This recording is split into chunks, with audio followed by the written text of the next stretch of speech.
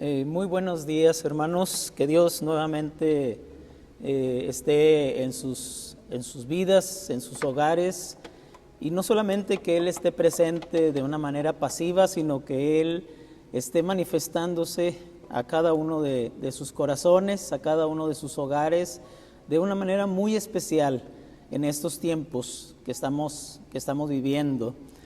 Sabemos que Dios siempre está presente en nuestras vidas, como Él lo ha prometido, pero en los momentos difíciles, en los momentos especiales, en los momentos diferentes, en las circunstancias distintas de nuestro diario vivir, sabemos que Él se manifiesta acorde a las circunstancias.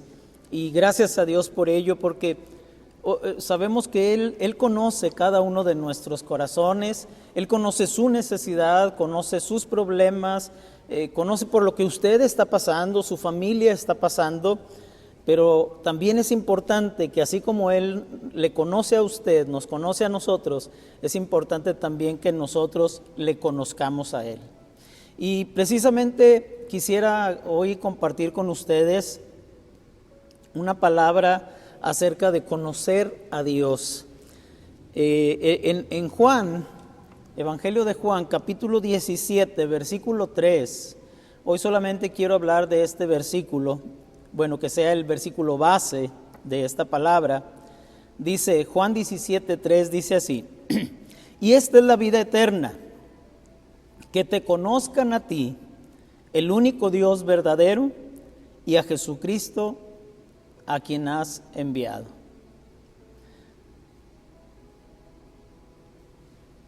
Hermanos,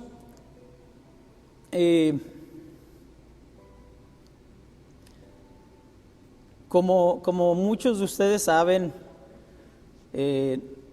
nosotros ya estamos en este mes por terminar nuestro pastorado, no solamente aquí en la Iglesia del Mesías, sino también terminar nuestro pastorado, por lo menos de una manera activa, al entrar a la etapa de nuestra jubilación. Y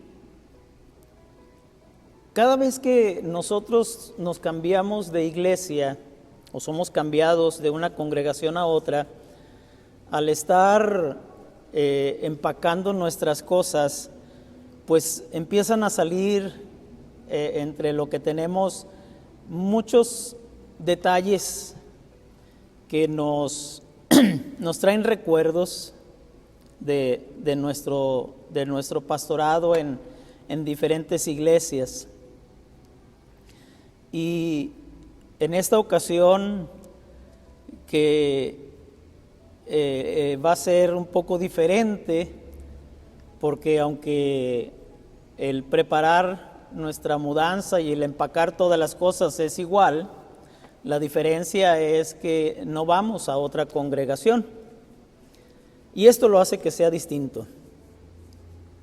Y quisiera empezar esta palabra compartiéndoles algunas experiencias que hemos vivido durante 32 años de vida ministerial de tiempo completo. 32 años es prácticamente un poquito más de la mitad de mi vida. Estoy próximo a cumplir 61 años en el mes de agosto. Y quisiera compartir algunas de estas experiencias.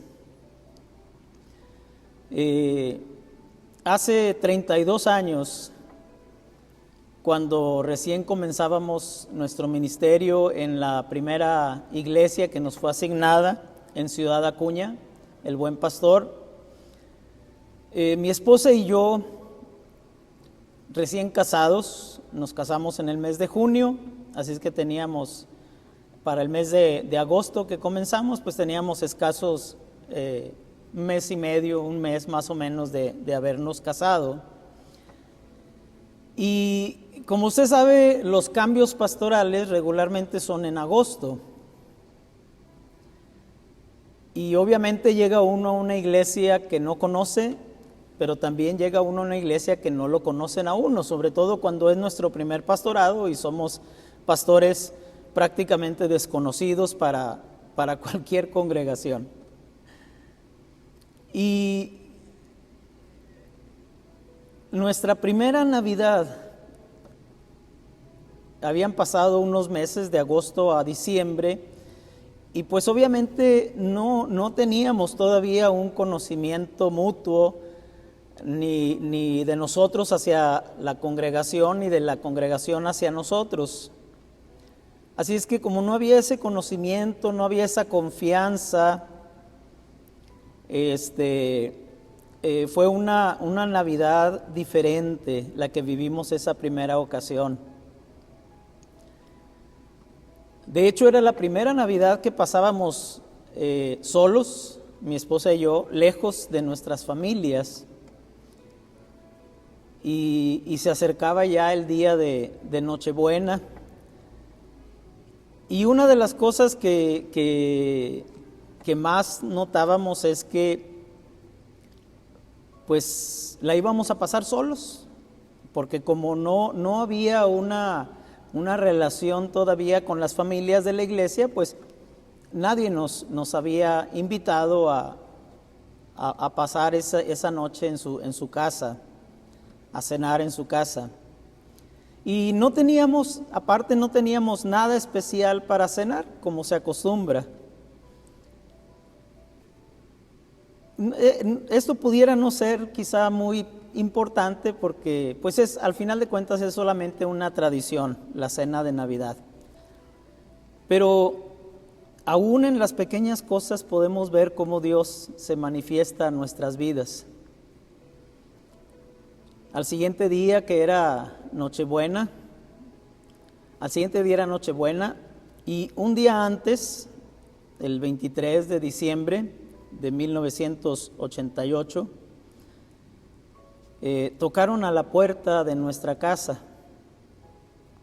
Un hombre, un varón, quizá algunos de ustedes lo conozcan, Felipe Recio.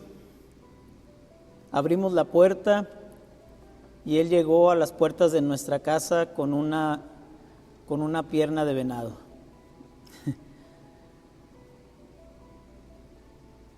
Esa Navidad fue la primera y la única Navidad que nosotros hemos comido tamales, que no fueron de puerco ni de pollo, sino que fueron de venado.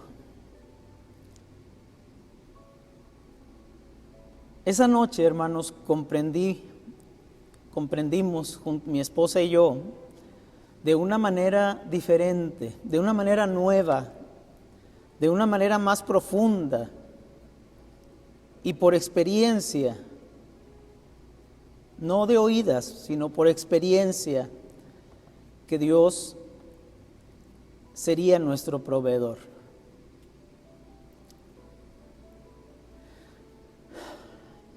Y lo ha sido por esos 32 años de una manera maravillosa. Experiencias como estas, pudiera platicarles muchas en 32 años de vida ministerial, pero quisiera compartirles alguna otra. No les hablo de mi llamamiento, que Dios se manifestó, Dios me fue llevando de la mano prácticamente, porque yo era totalmente un ignorante, un neófito en la palabra de Dios, un principiante. No entendía yo que había un llamamiento de parte de Dios, no entendía que había un ministerio pastoral, no sabía yo que había un seminario aquí en Monterrey, pero Dios se encargó de irme llevando de la mano poco a poco hasta que yo en mi cabeza dura entendiera que Dios me estaba llamando. Podría hablarles de los detalles, pero no quisiera ocupar mucho tiempo en esto. Pero hay algunas otras experiencias que hemos vivido. Nuestros primeros 2 años fueron en Acuña, en el Buen Pastor, y De ahí nos cambiaron a Monclova, donde estuvimos 4 años y donde nacieron nuestros 3 hijos. La primera de ellas, la mayor, Alejandra, ella, mi esposa iba embarazada ya de ella y llegamos en agosto, y en septiembre mi esposa se alivió y tuvo a nuestra primogénita. Unos años en el 90, unos años después, en el 93, nació nuestro hijo varón, nuestro único hijo varón, y un año después, en el 94, Asael en el 93, y en septiembre del 93, y Keila en noviembre del 94 nació nuestra hija más pequeña. Pero cuando nació nuestro hijo varón, pues estábamos muy contentos. Era nuestro segundo hijo, y un poquito antes del mes de nacido, él empezó a presentar problemas de salud. No toleraba ningún tipo de leche, y el pediatra pues le hizo estudios, pero no encontró nada normal. Le estuvo cambiando de fórmula en diferentes ocasiones, pero no quisiera extenderme mucho, pero pudimos ver cómo Dios fue bueno con nosotros, porque nosotros, sin saber absolutamente qué tenía el niño, él vomitaba la leche que tomaba, toda la leche que tomaba prácticamente. Dios llevó a un médico amigo de nosotros, de ahí de Monclova, a la iglesia, a la casa pastoral, perdón. Y cuando vio al niño lo que hacía cuando tomaba su biberón, nos preguntó desde cuándo estaba el niño así, y nosotros le dijimos que ya tenía algunos días. Lo revisó y nos dijo que el niño estaba muy grave, que si no lo atendíamos inmediatamente podía morir, que tenían que operarlo. Nosotros en ese tiempo lo único que teníamos era seguro social, como hasta el día de hoy es lo único que tenemos. Y nos dijo que tenía que operarlo un cirujano pediatra, y solamente había un cirujano pediatra en Monclova, trabajaba en el seguro, y era su hijo.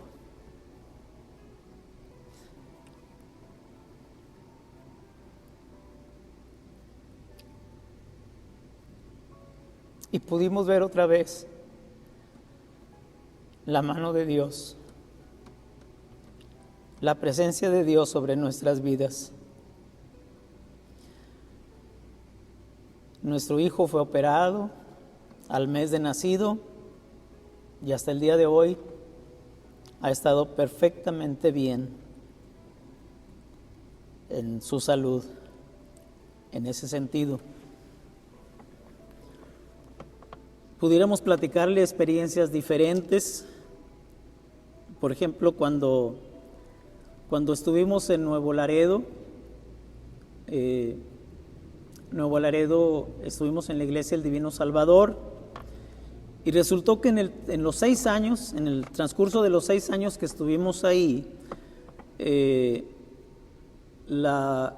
dueño de los terrenos anexos al templo los empezó a vender, y como se acostumbra, al primero que le ofreció fue a la iglesia. El costo del terreno, si ustedes han ido a la iglesia últimamente, a la iglesia del Divino Salvador de Nuevo Laredo, se darán cuenta que anexo al edificio del templo está un terreno muy grande, que están usando ahorita como salón social y como estacionamiento. Era un terreno mucho más grande que el terreno donde estaba ubicado el edificio de la iglesia, y el costo del terreno era de $150,000. $150,000 que es algo parecido a lo que para hoy, lo que el día de hoy sería para cualquiera de nosotros $150,000. Una enorme cantidad. No los teníamos, pero nosotros no rechazamos la oferta, simplemente nos pusimos a orar como líderes, como iglesia, que si era de Dios, Él iba a suplir esa cantidad. Estuvimos orando hasta que recibimos la confirmación de que ese terreno Dios quería que lo compráramos. ¿Cómo? ¿Con qué? No sabíamos, pero teníamos esa confianza.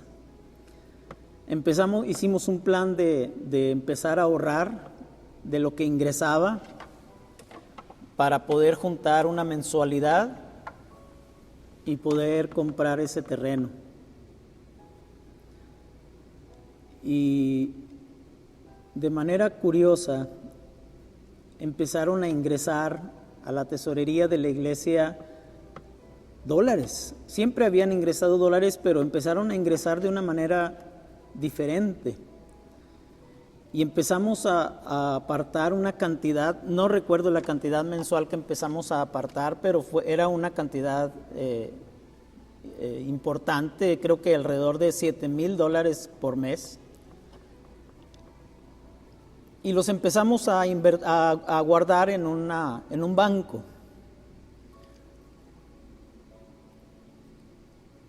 Y hasta que juntamos, hermanos, $250,000 y pudimos comprar ese terreno. Lo más curioso, hermanos, es que cuando terminamos de juntar el dinero, dejaron de ingresar esos $7,000.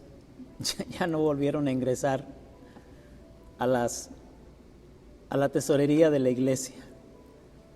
Pudimos ver cómo de una manera muy especial Dios estuvo proveyendo hasta que juntamos lo necesario.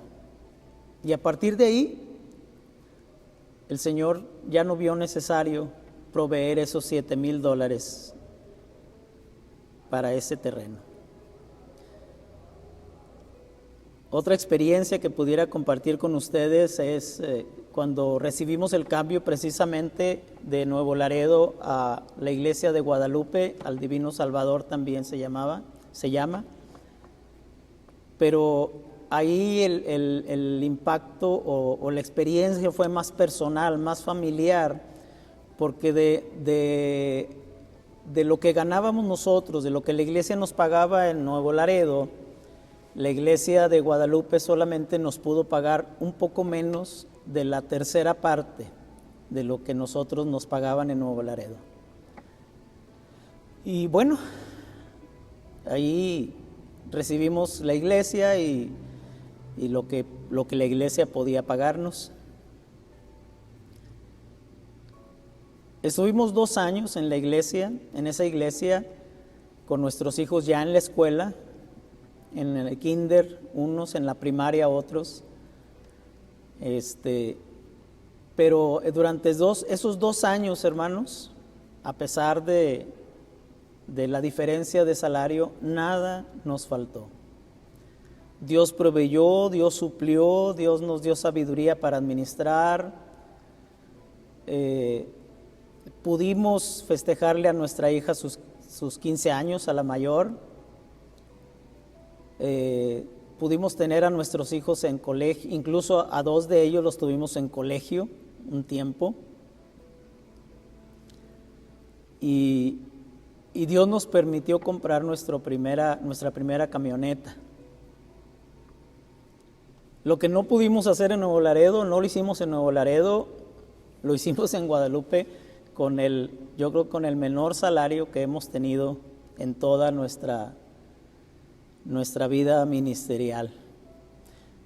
Y pudimos ver otra vez la grandeza de Dios manifestada en nuestras vidas. Y como estas, hermanos, les puedo platicar muchas historias y muchas anécdotas, pero a lo que quiero llegar, hermanos, es que lo importante de conocer a Dios. Hay una gran diferencia entre saber que algo es verdad y experimentar esa verdad como una realidad en tu vida. Hay un dicho que dice que nadie aprende en cabeza ajena, y yo creo que en este sentido se aplica muy bien a lo que quiero hablarles el día de hoy. La Biblia, hermanos, es un libro que nos ha sido dejado principalmente para que conozcamos a Dios. Dios se revela a nosotros a través de las Escrituras. Dios se manifiesta su persona a través de las Escrituras para que nosotros, los seres humanos, le conozcamos. La Biblia está llena de historias que describen el carácter de Dios. Puedes leer estos relatos en las Escrituras y creer que dicen la verdad en cuanto a nuestro Dios. Sin embargo, Dios no quiere que simplemente sepas algo sobre Él, sino que Él quiere que también lo conozcas. Y hay una gran diferencia en saber algo o en saber de alguien y en conocerle. Mire, para los griegos, que era la cultura dominante en el tiempo de Jesús, para los griegos conocer algo o conocer a alguien era comprender un concepto en la mente. Cuando el griego decía que conocía algo, él quería decir que tenía el concepto teórico de lo que ese algo significaba. Por ejemplo, para un erudito griego, aún siendo huérfano, podía conocer el concepto de lo que es un padre. Podía describir ¿qué es un padre? ¿Podría describir la función de un padre? Incluso podría describir cómo debería ser la experiencia de relacionarse entre el padre y el hijo.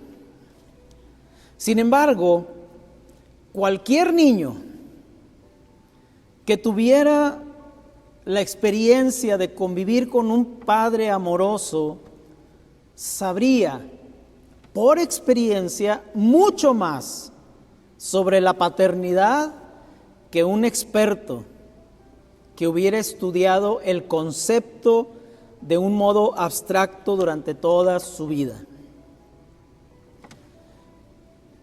Tristemente, hermanos, el pensamiento griego es el pensamiento que prevalece en nuestra cultura occidental. No digo que todo mundo piensa de esta manera, pero es el que prevalece.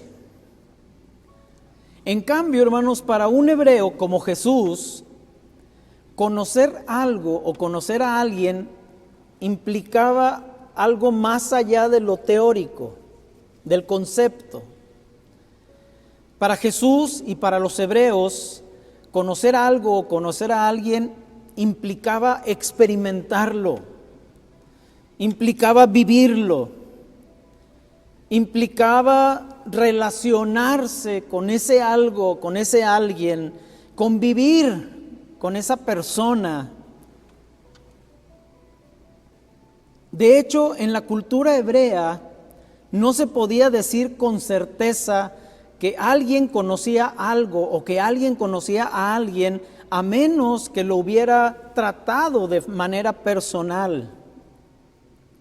De modo que cuando Jesús habló de conocer a Dios, Él estaba hablando no como griego, sino como hebreo. Y en la palabra conocer, en el concepto hebreo, hay una enorme diferencia con el concepto griego.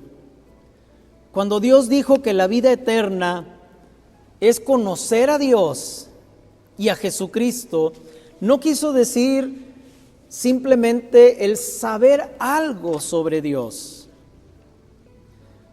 No se refería a haber oído historias acerca de Dios, como muchos de nosotros hemos oído a través de la Biblia, historias acerca de Dios.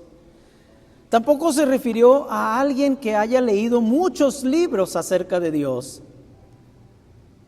Ni siquiera, lo digo con todo respeto, ni siquiera el haber leído muchas veces por cada año las Escrituras, porque podemos leer la Biblia, podemos tener por costumbre leer la Biblia cada año, de principio a fin, y aún así no conocer a Dios. Tampoco se refirió a alguna persona que haya asistido a numerosos seminarios o talleres o congresos donde se enseña acerca de Dios. Más bien, cuando Jesús habló acerca de conocer a Dios, hablaba de un conocimiento de primera mano, basado en la experiencia. A eso se refirió Jesús cuando habló de conocer a Dios. Y me temo, hermanos, que en nuestros días muchas personas que asisten, que se congregan en nuestras iglesias, que han asistido a los templos desde la niñez y han escuchado hablar de Dios toda su vida a través de los maestros de la escuela dominical. Pero me temo que muchos de ellos, de estas personas, no tienen una relación personal con Dios. Es decir, no lo conocen realmente. Nunca han oído su voz, nunca han experimentado su presencia, nunca han sentido su mano sobre su hombro, no tienen idea de cuál es la voluntad de Dios para su vida, no están convencidos de que haya un propósito eterno para cada uno de ellos. Tal vez sepan mucho de Dios en la teoría, pero no lo conocen en verdad. Porque a Dios, hermanos, solamente puedes llegar a conocerlo de verdad a través de la experiencia. A medida que Dios se te revela en su palabra y te relacionas con Él en la vida diaria. A través de toda la Biblia podemos ver que Dios siempre tomó la iniciativa de revelarse a las personas en todos los tiempos de la historia de la humanidad a través de las circunstancias en las vidas de esas personas. De hecho, sería bueno preguntarnos, ¿qué es lo que Dios quiere hablarnos a la humanidad y a la iglesia a través de esta pandemia, de esta situación que ha venido a trastornar la vida de toda la tierra?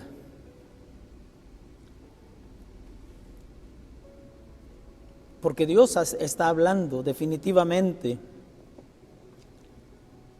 a través de ella. Pero déjeme decirle también que una de las maneras como Dios se revela a nosotros en las Escrituras es a través de los nombres. En los tiempos bíblicos, el nombre de un hebreo representaba su carácter o describía su naturaleza. No me pregunten cómo, porque no sé cómo saber qué va a ser un niño o qué va a ser de la vida de un niño o de una niña recién nacida para ponerle su nombre. Pero yo creo que Dios estaba involucrado en todo esto. En los tiempos bíblicos, hermanos, los nombres de las personas revelaban las características y las cualidades que tendría esa persona. Abraham, por ejemplo, su nombre original, Abraham sin H y con una sola A, significaba padre enaltecido, que es un nombre pues muy significativo, muy relevante. No era un nombre común, no era un nombre cualquiera, tenía un significado importante, padre enaltecido. Sin embargo, Dios le cambió su nombre por Abraham, que significa padre de multitudes. ¿Por qué le cambió el nombre si era un buen nombre? Pues porque no estaba acorde al propósito que Dios tenía para su vida. Jacob, otro ejemplo, cuyo nombre significa engañador o suplantador. Ese era todo lo contrario al nombre de Abraham. Era un nombre que marcaba negativamente la vida de este personaje. Sin embargo, Dios fue llevando su vida en una enseñanza, en un proceso, en un crecimiento, hasta que llegó el momento en la vida de Jacob en que Dios le cambia su nombre. Y de ahí en adelante él se llamó Israel. Israel, que es el que lucha con Dios y vence. Eso significa.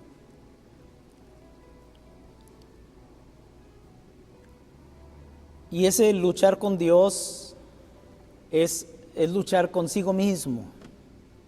Porque Jacob luchaba en contra de la voluntad de Dios, haciendo cosas contrarias a las cualidades de Dios, hasta que se rindió ante Dios. A veces quizá la palabra vencer, cuando hablamos de nuestra relación con Dios, cambia en su connotación. El que vence no es el que gana, el que vence es el que se rinde ante Dios, ante su voluntad y propósito. Él es el vencedor. Moisés, otro varón, su nombre significa sacado de las aguas. Usted conoce la historia de Moisés, pero no solamente los nombres de personajes, también había nombres de lugares. Los nombres de los lugares también se relacionaban con lo que se esperaba o lo que se creía de ese lugar geográfico. Por ejemplo, la palabra Betel, que era una ciudad pequeña, un pueblo pequeño, la palabra Betel significa casa de Dios. La palabra Betesda, que vimos el domingo pasado cuando hablamos de ese estanque donde había muchos enfermos, la palabra de Betesda dijimos que significaba casa de misericordia. Era un estanque. Y de la misma manera, hermanos, como los nombres revelaban cualidades de un lugar geográfico, de una persona, de la misma manera, hermanos, los nombres, los títulos o las descripciones de Dios que aparecen en la Biblia identifican la manera en que las personas llegaron a conocerlo.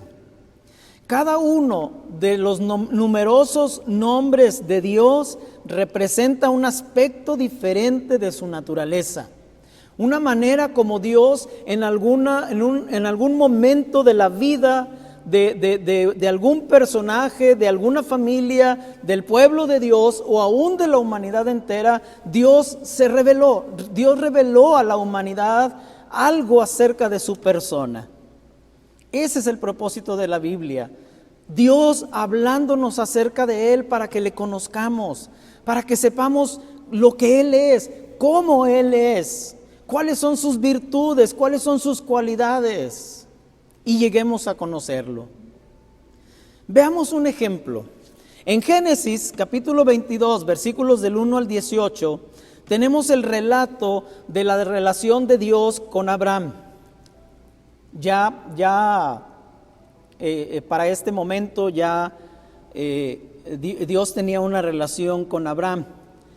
Y podemos ver en este relato del capítulo 22 de Génesis cómo Dios estaba desarrollando esa relación entre él y Abraham, y estaba desarrollando el carácter de Abraham para que pudiera conformarse a lo que Dios necesitaba de él, quería de él, para que llegara a cumplir el propósito por el cual Dios le había llamado: ser el padre de una nueva nación, padre de multitudes, significa el nombre de Abraham.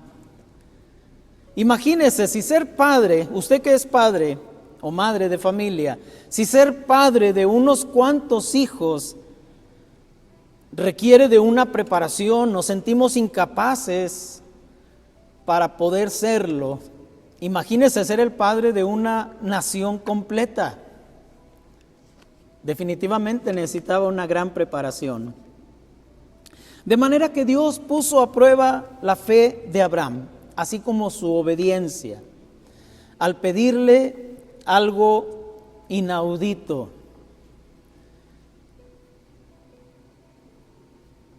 que si Dios amaba a Abraham, le sacrificara a su hijo, a su único hijo, a Isaac, al hijo que esperó por 25 años como cumplimiento de la promesa de Dios, al hijo que tuvo Abraham cuando casi prácticamente tenía 100 años de edad.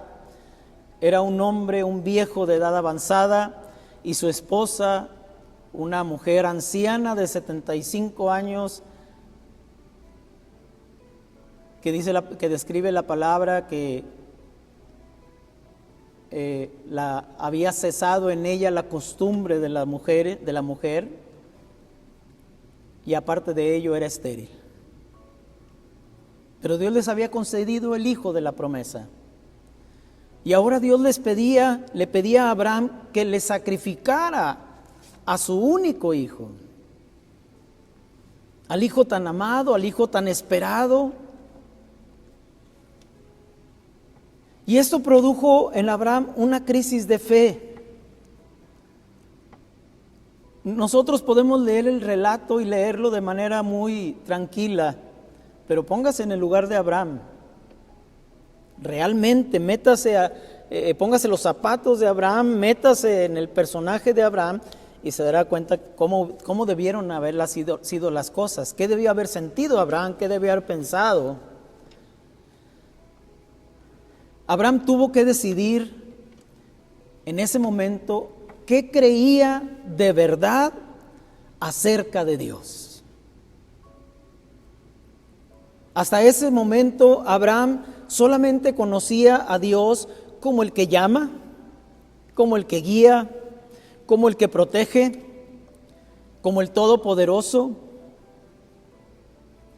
Pero había llegado el momento de mostrarle a Abraham otra de las cualidades de Dios.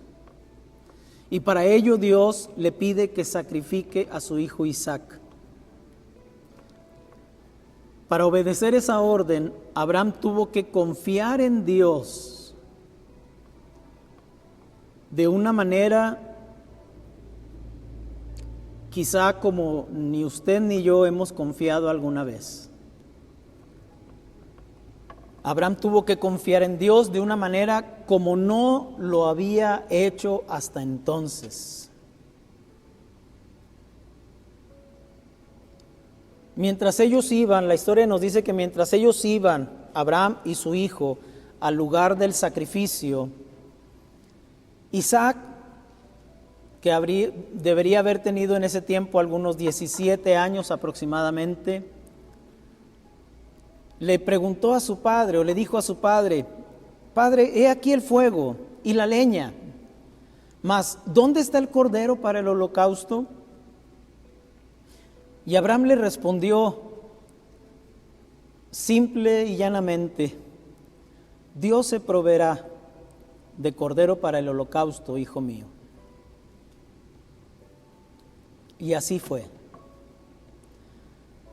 Cuando Abraham estaba a punto de sacrificar a su hijo, cuando Abraham había atado a su hijo, había colocado la leña y había levantado a su hijo Isaac para acostarlo sobre la leña, y levantó su mano con la daga en ella para clavarla en el cuerpo, en el corazón de su hijo. En ese momento dice la palabra que se apareció un ángel a Abraham y detuvo su mano. Y le dijo: Abraham, no lo hagas. Le dijo Dios: porque ahora he conocido que realmente me amas. Y en ese momento Dios proveyó un carnero para ese sacrificio. De manera que Abraham, decidió por esa experiencia llamar el nombre de aquel lugar Jehová Jireh, que traducido es Jehová proveerá.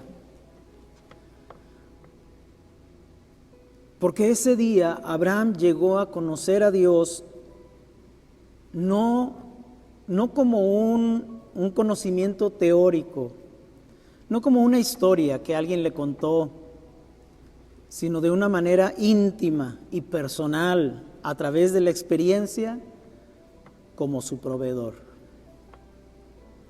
No solamente como el proveedor como nosotros quizá lo relacionamos, como que Él es el que nos provee de alimento, Él es el que nos provee de un techo, Él es el que nos provee de la economía para los gastos necesarios, Él es el que nos provee de salud, de vida, sino como el que nos provee para la eternidad. Porque ese cordero, ese carnero, simbolizaba un cordero que muchos años después sería sacrificado para que usted y yo el día de hoy tengamos vida eterna, o podamos tener vida eterna.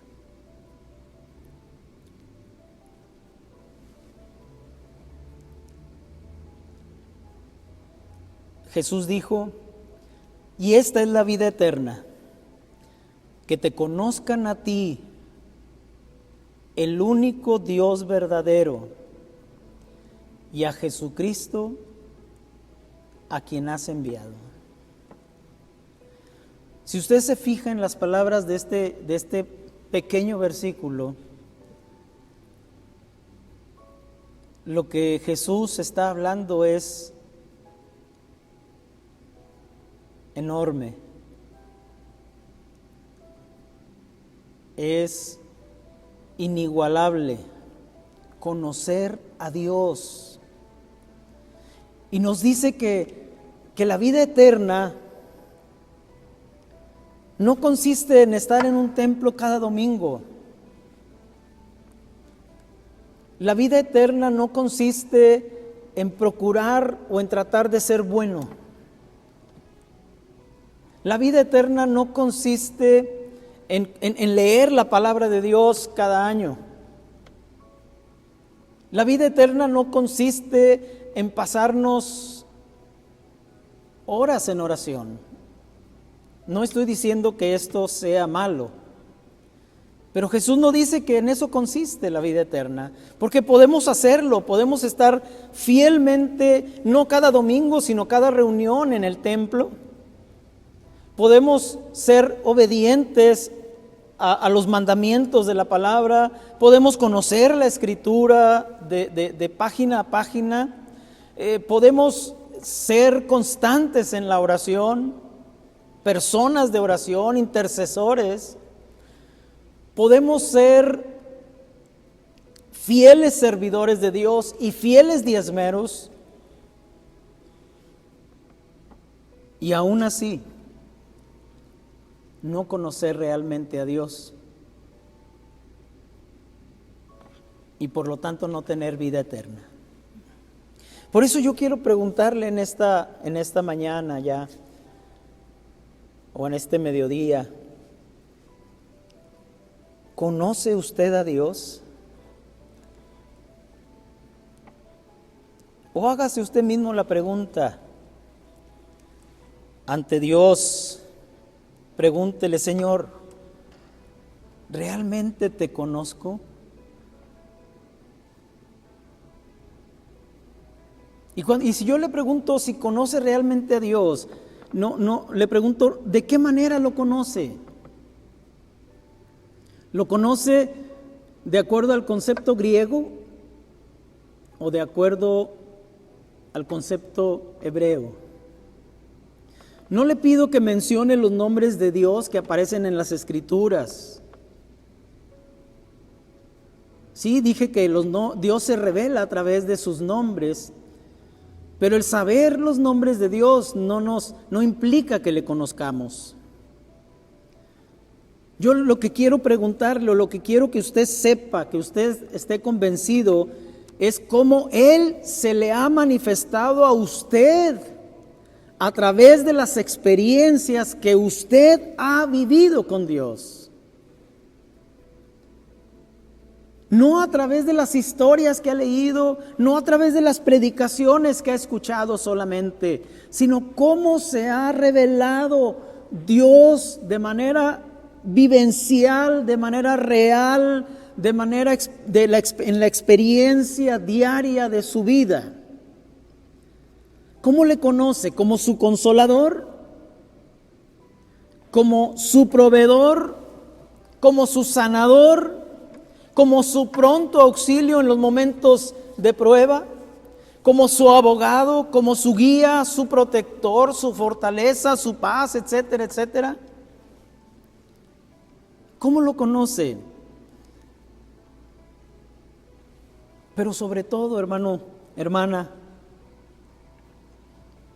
yo quiero pedirle que en este momento asegúrese de conocerlo por la experiencia como su Salvador y como su Redentor,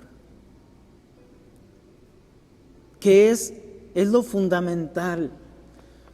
Si usted no conoce a Dios como su Salvador, como el que le redime, como el que le ha libertado de las cadenas de esclavitud del pecado, como el que derramó su sangre para perdonar sus pecados, como el que murió en su lugar en la cruz del Calvario, si usted no le conoce de esa manera, no puede conocerle de otras formas.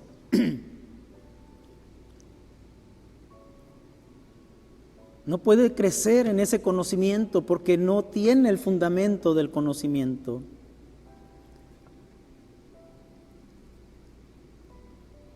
Así es que asegúrese de conocerlo como su Salvador, pero no se quede ahí. Crezca en ese conocimiento.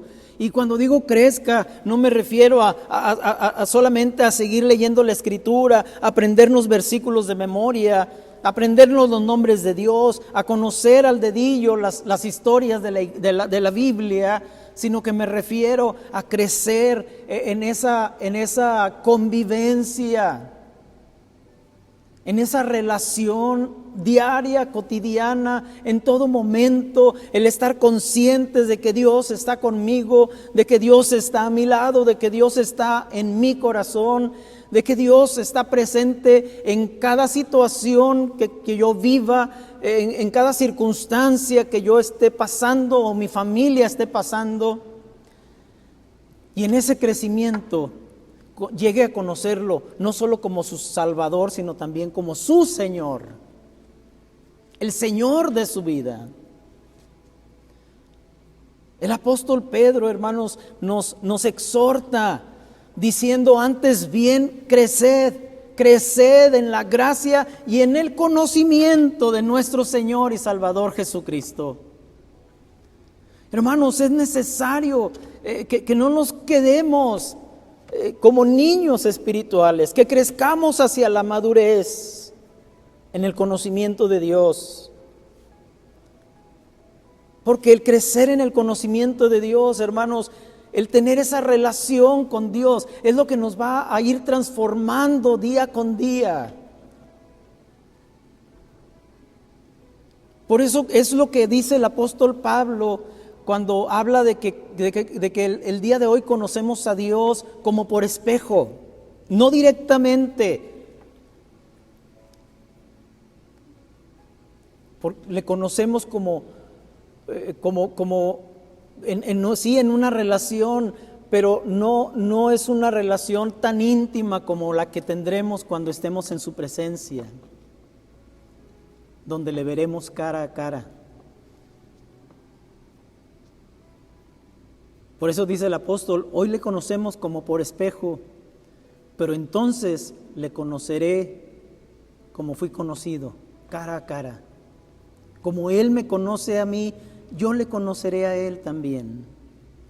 Pero mientras tanto podemos crecer en ese conocimiento conforme Dios se nos vaya revelando. Usted y yo no vamos a conocer a Dios más allá de lo que Él se nos revele, porque el que se revela es Él. Yo le busco, pero solamente voy a conocerle hasta el grado en el que Él se me revele. Y esa revelación irá creciendo conforme yo me relacione con Él. Hoy más que nunca, hermanos, necesitamos crecer en ese conocimiento.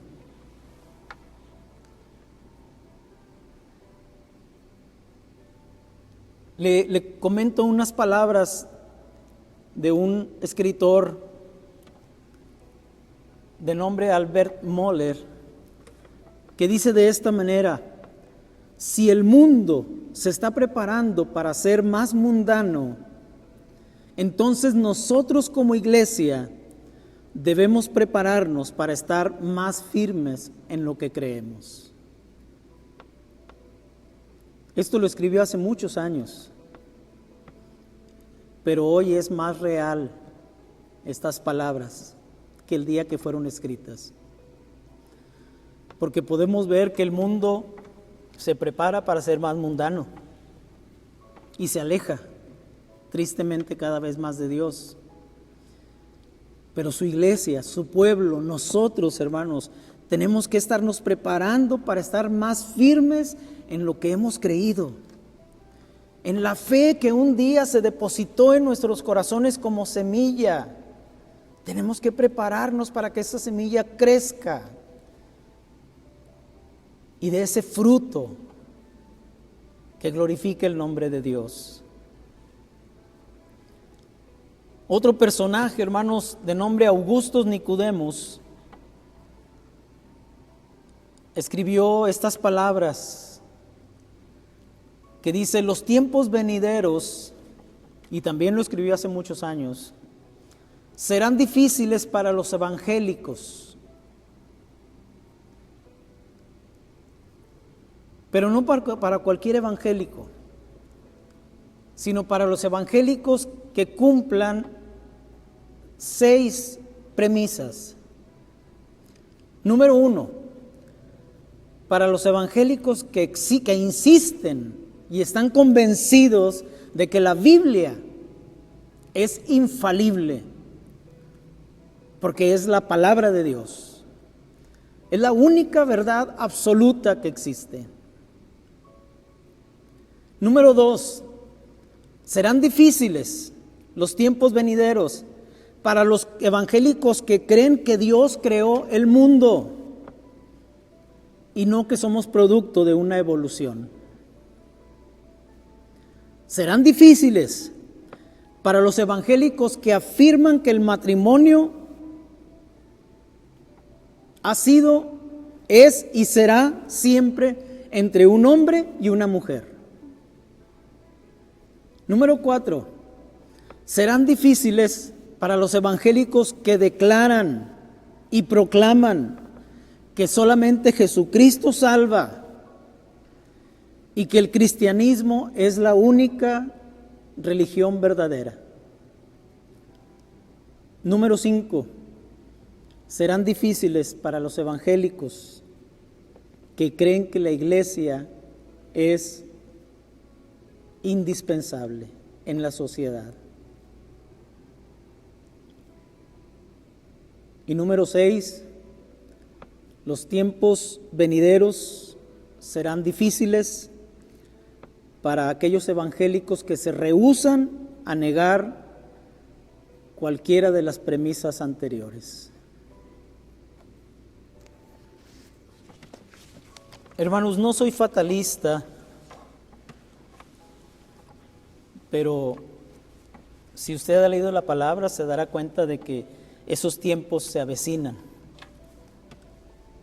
El apóstol Pablo dijo que los tiempos venideros serán peligrosos. Lo dijo hace ya 2000 años. Y hoy cada vez más están cerca esos tiempos peligrosos. Los tenemos encima. Pero aún estos tiempos peligrosos, hermanos, no se comparan con lo que viene. Y lo único que puede sostener su vida, mi vida y la de nuestras familias y a la iglesia en general es conocer a Dios. Porque Jesús lo dijo, y esta es la vida eterna, que te conozcan a ti, el único Dios verdadero, y a Jesucristo, a quien has enviado. Así es que, hermano, ¿conoce usted a Dios? ¿Conoce a Jesucristo? Si no es así, yo le invito para que ahí donde está, y qué bueno que está ahí en su hogar, en la intimidad de su hogar, donde no hay más ojos que lo vean, siendo quizá usted una persona de muchos años en la iglesia, pero que el día de hoy el Espíritu Santo le ha dicho, no conoces a Dios y necesitas conocerlo. Y hoy es el día para que lo conozcas.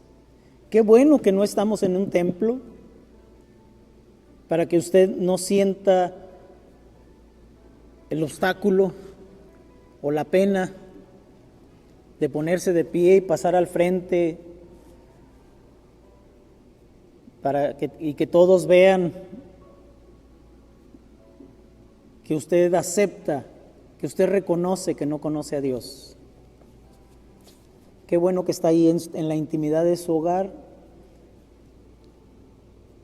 pero que también ahí está presente Jesucristo. Jesús que hoy le ha dicho a su oído y a su corazón,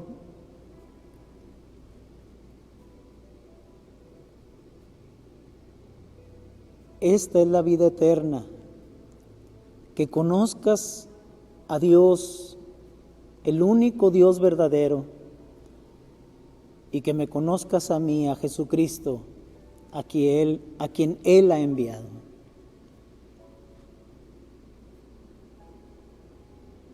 Eso es fundamental para vivir una vida cristiana.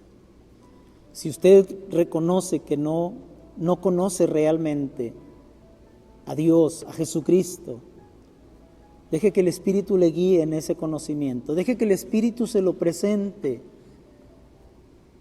como realmente Él es. Cierre sus ojos ahí en su casa, en su hogar, en su oficina, donde se encuentre, escuchando esta palabra. Si puede doblar su rodilla, hágalo. Y repita conmigo esta oración que me gustaría invitarle a hacer y que la hagamos juntos. Señor, reconozco realmente, mi Dios, que no te conozco realmente. Con toda sinceridad, Señor, hoy me postro ante ti y de todo corazón, Señor, acepto esta realidad, esta triste realidad en mi vida. Pero al mismo tiempo, Señor, me gozo porque tu Espíritu Santo que está aquí conmigo, y lo puedo sentir, tu Espíritu Santo me toma de la mano y me lleva ante tu presencia en esta hora. Me lleva ante tu realidad, me lleva ante tu persona, porque Él es el que nos revela al Padre, Él es el que nos revela al Hijo.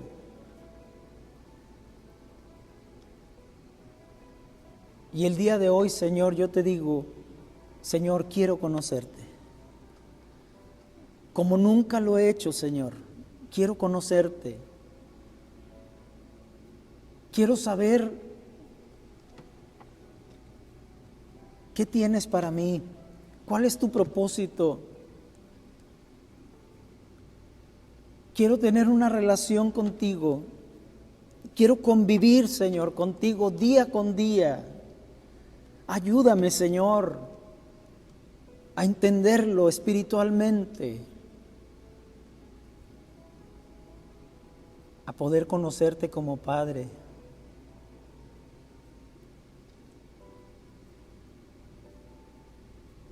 Y saber realmente que soy tu Hijo.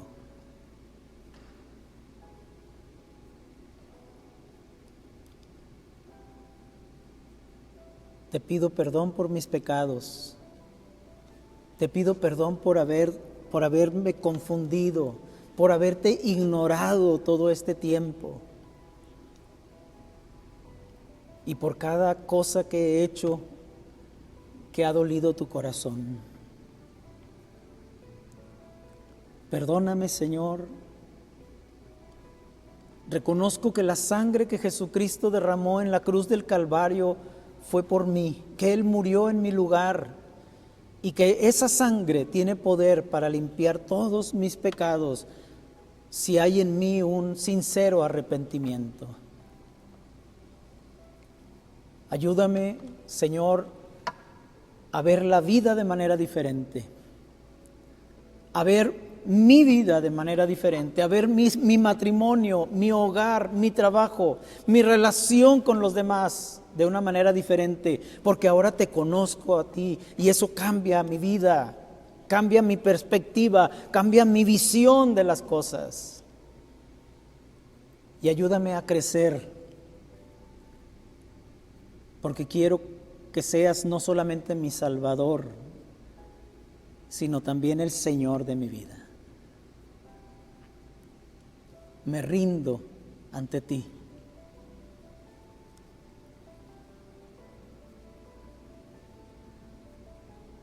Me rindo ante ti, Señor. Rindo mi vida, rindo mi corazón, rindo mis emociones, rindo mi voluntad, rindo mis pensamientos. Todo te lo entrego como ofrenda a tus pies. Gracias, Señor. Gracias por todo aquel que ha hecho esta oración.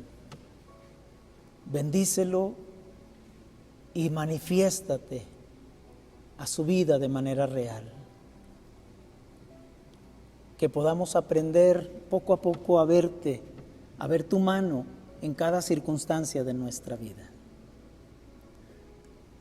Te lo ruego en el nombre de Cristo Jesús. Amén.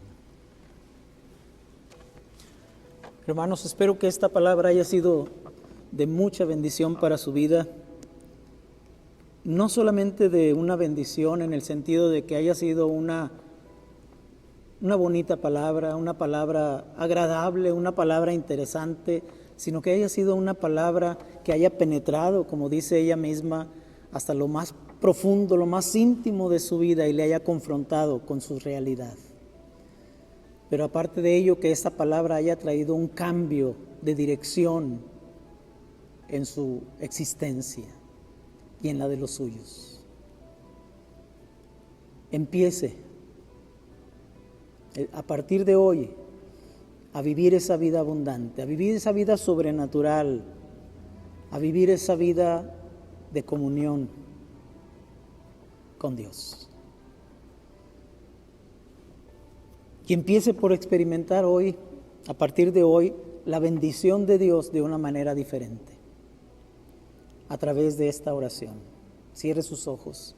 Padre, bendice la vida de cada uno de tus hijos, de cada uno de los que están viendo y escuchando a través de esa pantalla. Bendice su vida, bendice su hogar, bendice su matrimonio, bendice su trabajo, bendice sus recursos. Aún, Señor, enséñale a que es bendecido en medio de las circunstancias adversas, en medio de la enfermedad, en medio del peligro, en medio del desempleo, en medio de la crisis, en medio de cualquier situación negativa, Señor. Enséñanos que somos más que vencedores y que entre más humillados estemos ante ti, entre más rendidos estemos ante ti, más vencedores seremos. Por medio de aquel que nos amó, que nos conoció, que nos conoce, que nos conoció como fuimos y que aún así dio su vida por nosotros. En el nombre de nuestro Señor y Salvador Jesucristo. Amén. Hermanos, Dios les bendiga. Dios bendiga a su familia. Dios bendiga todo lo que le rodea. Pero que también usted sea de bendición para muchos otros. Nos vemos, si Dios quiere, la próxima semana. Recuerde que los lunes tenemos oración a las 7:30. Envíenos sus necesidades, sus peticiones por el grupo de Facebook, el Mesías MTY, y estaremos orando por sus necesidades. Que Dios le bendiga, hermanos. Muchas gracias. Hasta pronto.